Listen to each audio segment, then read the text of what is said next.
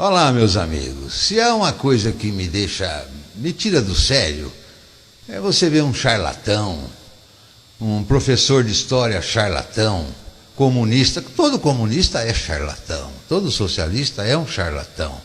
Agora, uma instituição como o USP, Unicamp, que contrata um professor militante, comunista militante, e que para ele só tem o marxismo e o comunismo como doutrina, e principalmente aqueles que dizem que aqueles governos militares que nos livraram do comunismo são ditadores militares, esses são os que não prestam, assim, são carniças. Tem uma frase sua que se tornou viral na internet, que você diz o seguinte: quando vejo um jovem defendendo a volta dos militares, me vejo fracassado como professor de história. Eu tenho duas hipóteses para alguém defender ilegalmente a volta dos militares, já que a nossa Constituição pressupõe nas suas cláusulas pétreas o Estado de Direito. Qualquer pessoa que ferir o Estado de Direito está cometendo um crime, e um crime contra as cláusulas pétreas da Constituição. Chefe das Forças Armadas é o presidente Lula, constitucionalmente, pelo menos por enquanto. Quando eu vejo alguém defendendo a volta dos militares, eu olho para a idade. Se for um jovem, eu me sinto no dever de explicar o que é o arbítrio. A chamada Revolução de 64 não foi uma revolução, foi uma contra-revolução. É uma ilusão dos nossos esquerdistas imaginar idilicamente que em 1964 havia uma opção entre uma democracia liberal e uma democracia social. Não existia, não.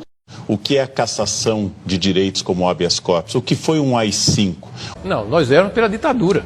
Do proletariado. Do proletariado. Nós éramos contra a ditadura militar, mas éramos a favor da ditadura do proletariado. Isso aí é preciso dizer a verdade toda, né? E às vezes eu ouço meias verdades, né? Hina era a metralhadora que a gente usava, do exército. A gente roubava nas guaritas, aqui no Leblon, entendeu? Era assim. De tomada do poder, é isso que nós queríamos, e transformação daquilo em socialismo. E que nós não éramos exatamente contra a ditadura, nós éramos contra a ditadura militar burguesa, mas nós éramos a favor da ditadura do proletariado. Isso ninguém diz, mas tem que dizer, faz parte da nossa história. O que é o fim da liberdade de imprensa? O que é o fim da liberdade de imprensa? Isso quer dizer, esse pessoal da esquerda, Partido Comunista, PSOL, PT, etc., domina as redações do Brasil há mais de meio século. É uma coisa muito séria. Você vê que já nos anos 60, 70, o pessoal do partido conseguiu se livrar de todos os colunistas que não seguiam a linha do partido. O que é a barbárie da concentração de renda durante a ditadura militar? Hoje você vai ver o que aconteceu com a economia.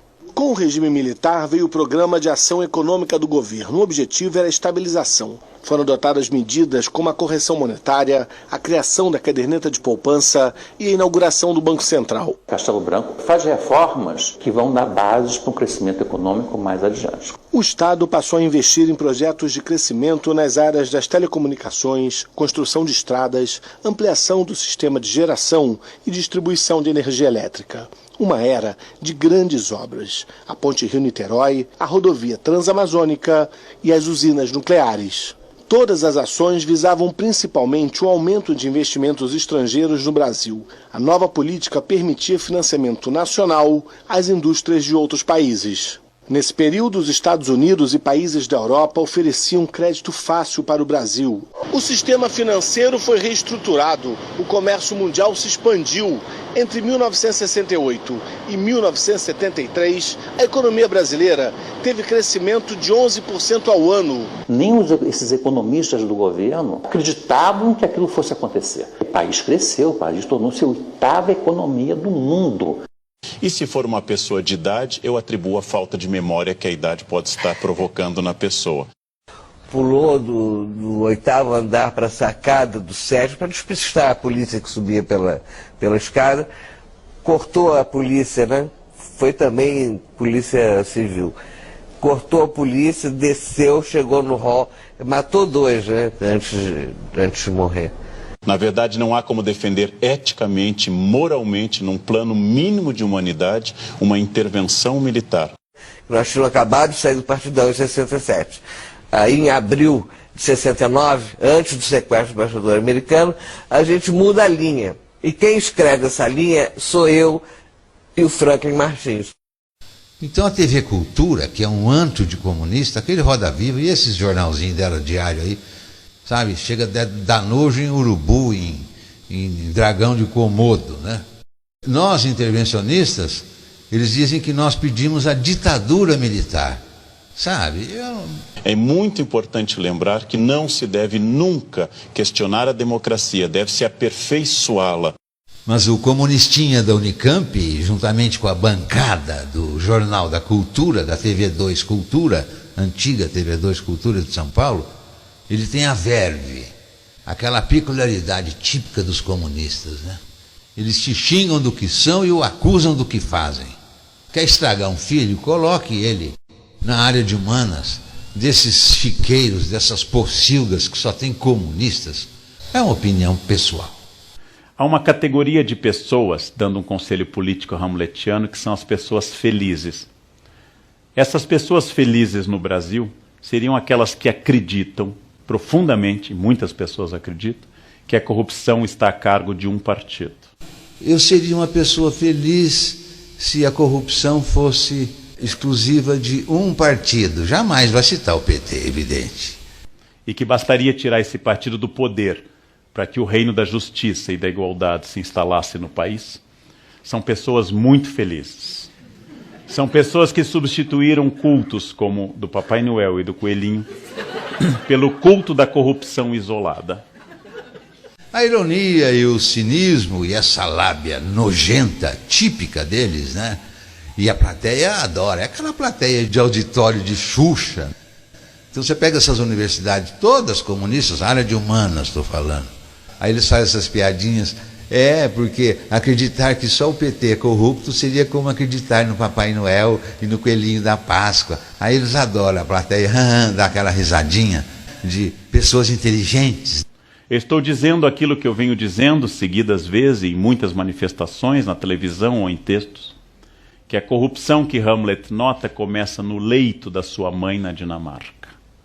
Vocês perceberam até onde vai o cinismo dessa gente?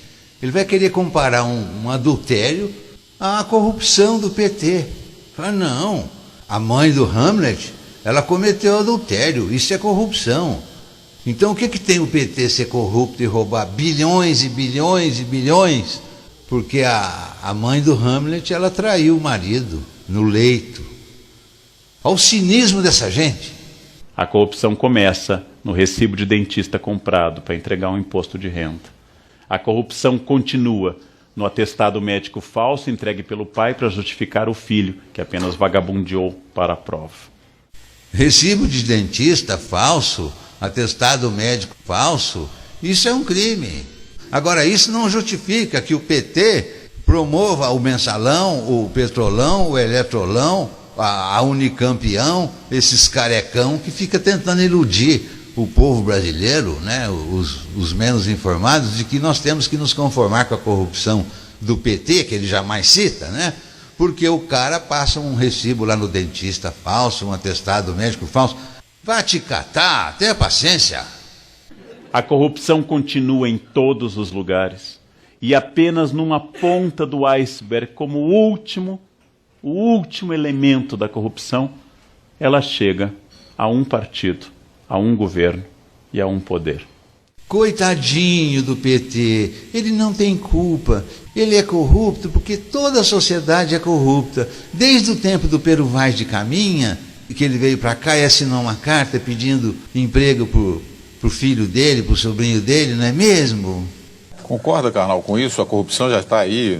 Carta de Pero Vaz de Caminha termina com um pedido de emprego do autor ao rei de Portugal, para um parente. Mas o que é que isso tem a ver com roubar bilhões e bilhões do Estado para botar no bolso e sustentar a ditadura comunista, meu Deus do céu? Mas a mudança tem que começar na escola, com a não conivência com a fraude escolar.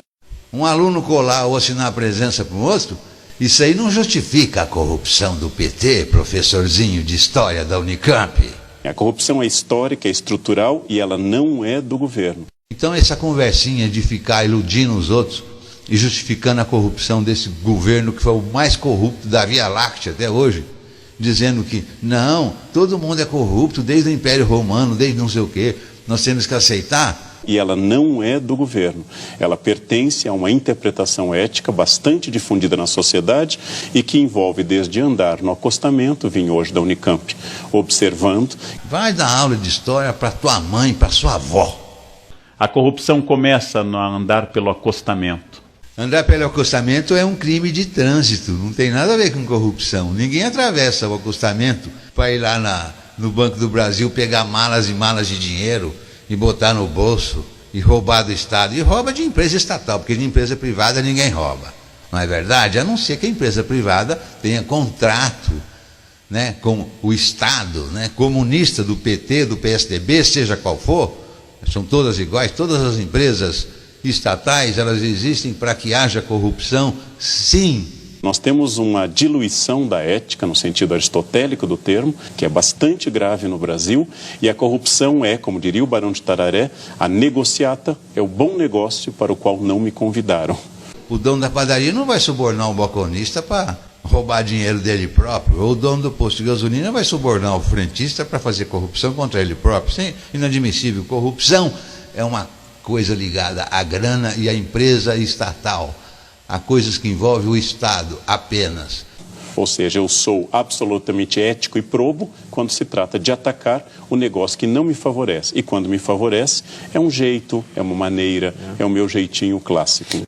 Nossa, um aluno que cola, um aluno que assina uma presença nessas faculdadezinhas de merda, todas são raríssimas, muito poucas são razoáveis. Os bons estudantes existem, porque eles tiveram berço, tiveram família, tiveram virtudes, seguiram as virtudes que os pais passaram para eles, porque se eles fossem depender das virtudes que o Estado, que a Unicamp passa para os alunos, eles seriam comunistas, esquerdistas, idiotas e corruptos. E as pessoas que têm raiva da corrupção, que são muitas no Brasil, devem entender, e devemos todos entender, que esse é um processo estrutural, orgânico, que começa na educação das crianças, sobre a educação sobre o que é mentir e não mentir, e do que é seduzir ou não uma criança com elementos de corrupção. E esses telejornais, todos comunistas no Brasil, todos comunistas, e eles só levam esses comunistas para comentar e para debater, junto com outros. Sempre um fala uma coisinha para dar uma disfarçada. Pega um Olavo de Carvalho lá ao vivo, junto com um cara desse, ou qualquer aluno do Olavo de Carvalho de 2 anos de curso, tritura essa cambada no meio, tritura. Tá, que a corrupção já faz morada no Brasil. A corrupção é parte estrutural da sociedade brasileira, inclusive do governo. E eu desafio aqui, qualquer um de vocês, encontrar no YouTube, em qualquer net da vida, artigo ou texto ou vídeo ou comentário desse professorzinho de história da Unicamp, ele falando, metendo o pau no Foro de São Paulo, metendo o pau na corrupção do governo Dilma ou do governo Lula, especificamente. Eu desafio vocês a me mostrar.